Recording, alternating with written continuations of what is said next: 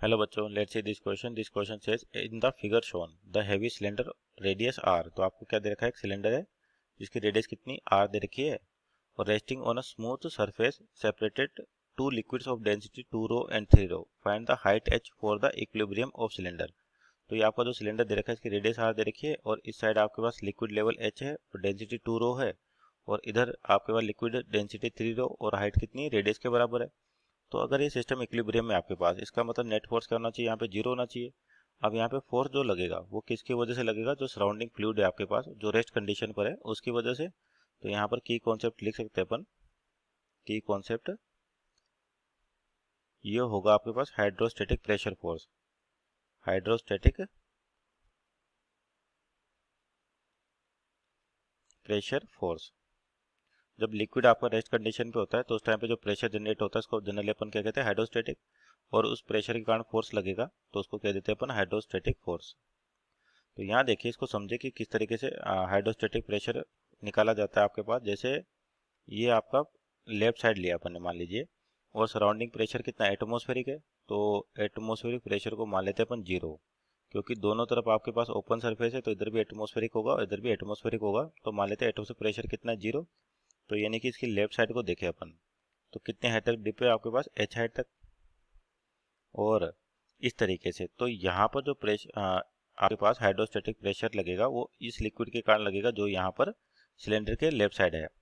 और यहाँ पर प्रेशर को निकालने का तरीका और उस प्रेशर की वजह से फोर्स निकालने का तरीके आपके पास क्या होता है, या तो एवरेज प्रेशर की टर्म में निकाल लें या फिर फोर्स लें जो कि रेडियल होगी। तो उसके कुछ कंपोनेंट ऐड होंगे, कुछ कंपोनेंट सब्ट्रैक्ट होंगे या एक दूसरे इफेक्ट को कैंसिल आउट कर देंगे। तो सिंपल आपके पास रहता है कि अगर इधर जो लिक्विड है जिसकी डेंसिटी 2 रो है तो इसकी वजह से हाइड्रोस्टेटिक फोर्स निकालें, तो यानी कि उसको कहे अपन pressure force.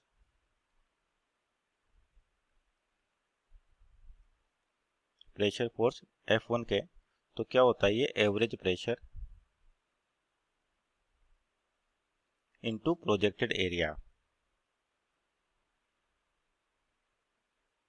Into projected area ये है आपके पास। तो एवरेज प्रेशर कैसे निकाले, जैसे एटमॉस्फेरिक ओपन ने जीरो मान लिया और किसी भी डेप्थ पर आपका जो प्रेशर होता है रो जी एच होता है।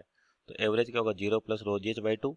तो यानी कि एवरेज प्रेशर हो जाएगा रो जी एच बाई टू। और यहाँ पे डेंसिटी कितनी लिक्विड की, टू रो। तो ये हो जाएगा आपके पास average pressure into projected area. अब प्रोजेक्टेड एरिया क्या होता है, देखो सामने से देखें, यानी कि इस वाले सरफेस को सामने से देखें तो आपको तो एक एच हाइट का इस तरह से कुछ दिखाई देगा। और मान लेते हैं सिलेंडर की लेंथ एल है। लेंथ कितनी मान लिया अपन ने, एल है। तो इसका जो प्रोजेक्टेड एरिया होगा आपके पास, एल का मतलब लेंथ जो अंदर की ओर दिखाई देगी आपको, और यहाँ पर क्या दिखाई देगा, एच हाइट के बराबर। तो एक रेक्टेंगल बनेगा इस तरीके से। तो ये साइड तो इसकी एच हो जाएगी और ये क्या हो जाएगी, लेंथ हो जाएगी। यानी कि इसको सामने से देखें तो आपको एक रेक्टेंगल टाइप दिखाई देगा जिसको अपन प्रोजेक्टेड एरिया कहते हैं।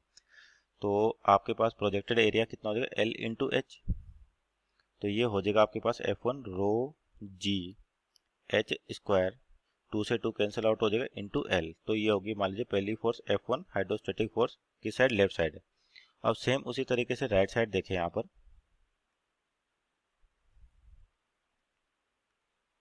तो राइट साइड में आपके पास जो कर्वेचर है, यानी कि सिलेंडर इस तरीके से और केवल आर हाइट तक की आपके पास ये डिप है। और यहाँ पे जो प्रेशर की सॉरी लिक्विड है इसकी डेंसिटी कितनी, 3 रो है। तो यहाँ पर भी अपना एटमॉस्फेरिक है तो इसको तो जीरो मान लेते हैं। और यहाँ पे प्रेशर कितना हो जाएगा, बॉटम पे रो जी आर। तो यहाँ पर प्रेशर फोर्स बोल देते हैं अपन F2 है। तो इसकी वैल्यू भी क्या होगी, average pressure. Average pressure into projected area. Projected area. तो एवरेज प्रेशर क्या हो जाएगा, रो जी आर बाई टू।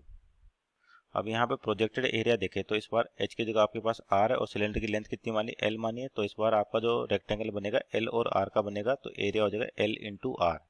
अब ये दोनों इक्विलिब्रियम में है तो फॉर इक्विलिब्रियम नेट फोर्स क्या होना चाहिए, जीरो।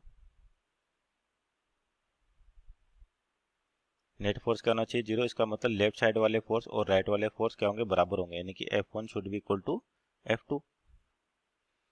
तो F1 की वैल्यू है आपके पास rho g h square into L. और यहाँ पर आपके पास जो डेंसिटी दे रखी 3 रो है तो 3 रो बाई टू, यानी कि 3 rho g r square into L by 2। तो यहाँ से रो जी कैंसिल आउट हो जाएगा, एक एल से एल भी कैंसिल आउट हो गया। तो आपको एच की जो वैल्यू निकालनी है तो एच की वैल्यू आ जाएगी आपके पास √3/2 into R. So our final answer h is equal to √3/2 into r. Hope you understood well. Best of luck.